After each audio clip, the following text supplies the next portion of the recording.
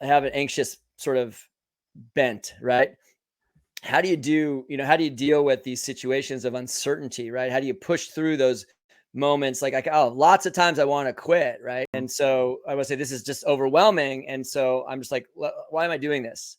Yeah. Right. And then for me, it's like, well, that feeling of why am I doing this? That's the growth. Meaning when you have that moment when you want to quit, right? And you don't, right?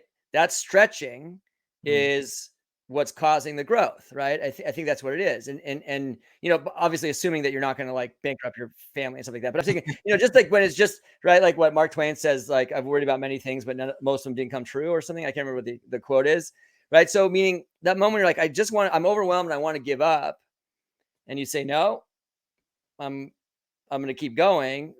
I think it's the same. You're a wellness coach, same thing, right? Like, with exercise, it's only when you're uncomfortable that you grow, right? Like Mhm.